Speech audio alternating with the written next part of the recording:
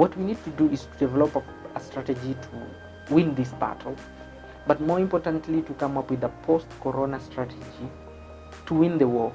Because you have to decide as an entrepreneur, are you going to focus on winning a battle right now or winning the entire war?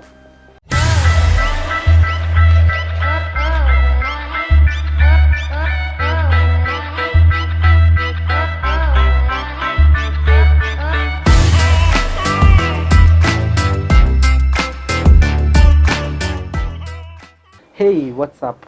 Welcome to yet another episode of Let's Talk Business. This is for entrepreneurs, and today we want to talk about Corona and post-Corona strategy. And for us here in Let's Talk Business, we like planning for tomorrow, and it is very natural for businesses right now to focus on just surviving during this period.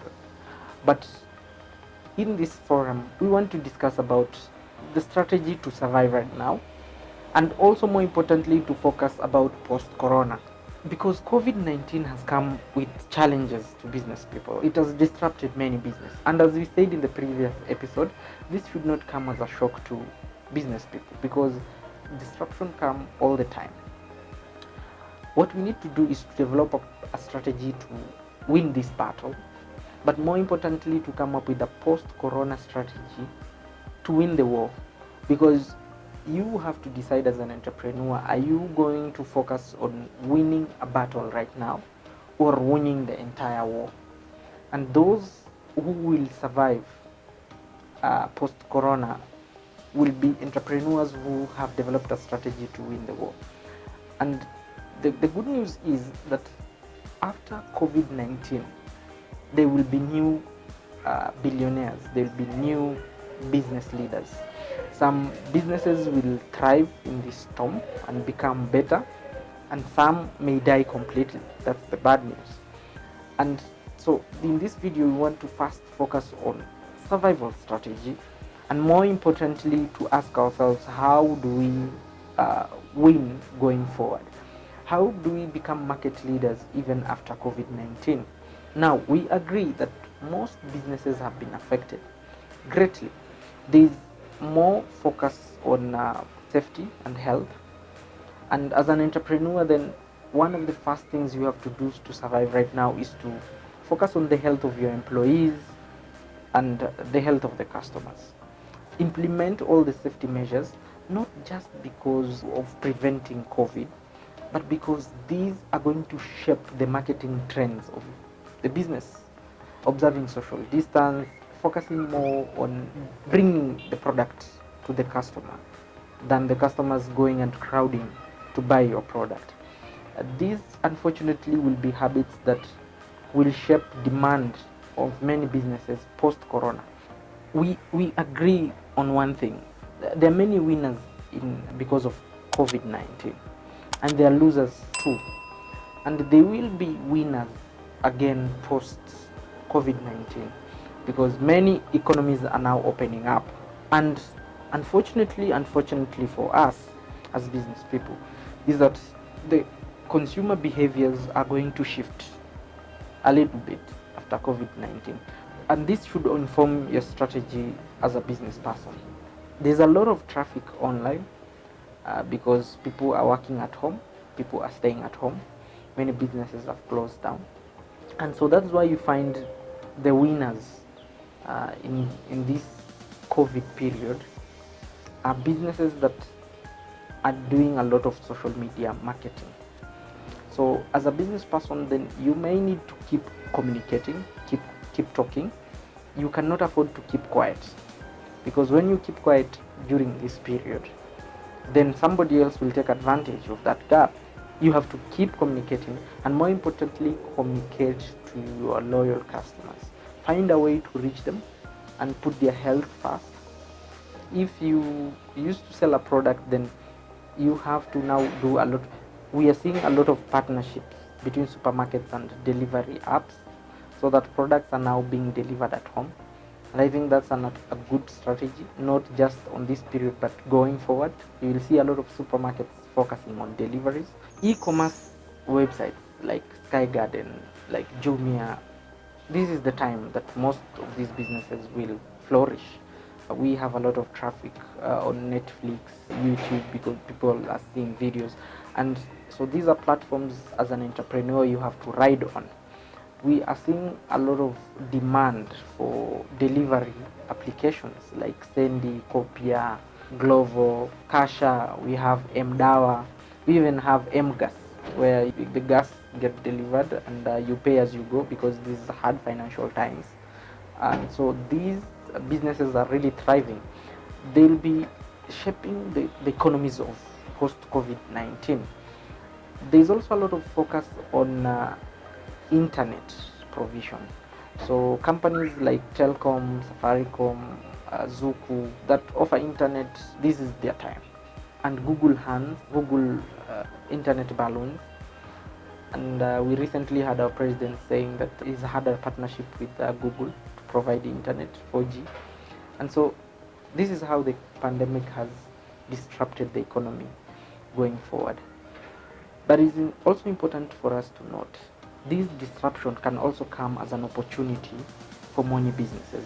Businesses like Zoom, this is their time, because people are staying at home. There's a lot of online meetings. We have Zoom, we have Hangouts, a lot of these applications that provide online conference meeting.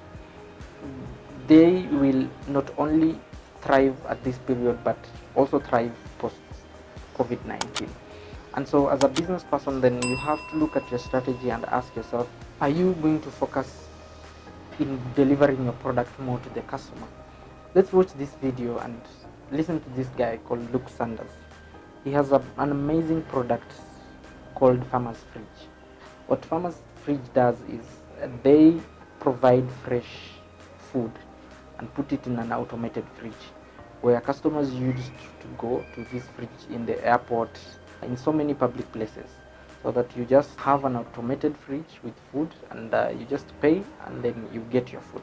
But because of COVID, they have changed their strategy, and they have actually taken it as an opportunity to be better. And I'm sure he will have good news after COVID. Just watch this video. I'll be back soon. I'm Luke Saunders. I'm the founder and CEO of Farmer's Fridge. We make fresh meals and we distribute them through automated smart fridges. We mostly sell food at schools and office buildings and retail stores, airports. We also do hospitals. In the matter of 2 weeks, about 80% of our business evaporated. So the only thing that we really were still servicing was hospitals. We knew that in order to survive for the full, like however long this might last, we'd have to come up with new ways to sell food. And so we looked at what our assets were, the form of really high quality fresh food production, a distribution network. So we have a ton of drivers and refrigerated trucks. It became very obvious that we should be able to launch a direct to consumer business, especially because a lot of our customers had actually moved from being at work to being at home. And so we sat down on Friday as we were getting ready to work from home ourselves and said, what would it take to get a D2C business up by next Tuesday? We set up a Shopify store, put a couple products on there. And as it kind of got off the ground and got launched, it started working. And so really it was just leaning into that momentum. Our mission is still to provide fresh, healthy meals to as many people as possible. What's the best way to do that right now? In terms of how my routine really changed, I think it moved to a lot more of helping the team to manage the ambiguity, and whether that's the board and our investors or hourly frontline workers and everybody in between. So some people are stuck in their apartment with 2 kids and they're going to need a little bit of flexibility in their hours. Other people are having to go into hospitals and fill fridges. And so just really trying to spend my time understanding what the challenges are for the team. It's been really interesting just to see how much support and working together. Like we've actually had people reaching out to us to donate money so that they can buy meals for frontline workers in hospitals and other locations. So I think what's been interesting for me is, like, obviously this has been disruptive, but the amount of support coming from the community and people actually wanting to help has been really interesting to see. So, a much more positive side of this. As we learn from Luke Sanders, then you have to plan now so that you can succeed, not just now but post COVID-19. And most businesses are now focusing into delivery and online and social media marketing. And this is why research says that 14% of companies outperform competition, because during crisis they have invested in new growth areas. Now we are seeing a lot of partnership with delivery companies, like what we have heard from Luke Sanders in his business of Farmer's Fridge. He has now decided to move online, where these customers are purchasing online instead of having just a fridge. Then now they are delivering these products, and you will find that post-COVID there has been a lot of takeaway food from fast food restaurants. But now there must be a focus now, and most businesses have had that they are now focusing in having packaged deliveries. And so this is what we need to do as business people. And for us to survive post-COVID, then we really need to do one thing. We need to do a lot of reinventing and innovations, and see how going forward we are going to ensure that our business is more contactless, there's less cash payments, and there's a lot of social media leveraging, and they are going to be stars. And so as a business person, you have to sit down and see how am I going to tailor my business so that I can ride on this crisis and be better tomorrow. Because it will be a lot of bad news if you have closed down your business as an entrepreneur and you are waiting for post-corona period so that you can start and do your business the way you used to do it, the normal way you used to do it.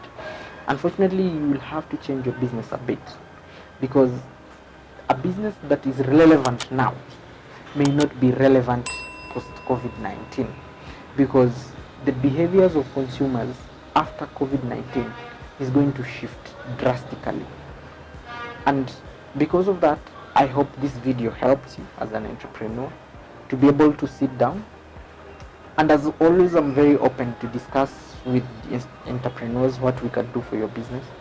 Please go to my page, Mr. Wambele, go to my inbox or the comment section.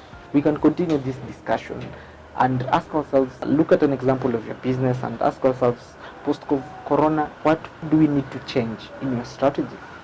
How can we make your business better? And we can also discuss on how you can survive right now. But more importantly, as we said in the beginning, we want to focus on how you will win the war, not the battle.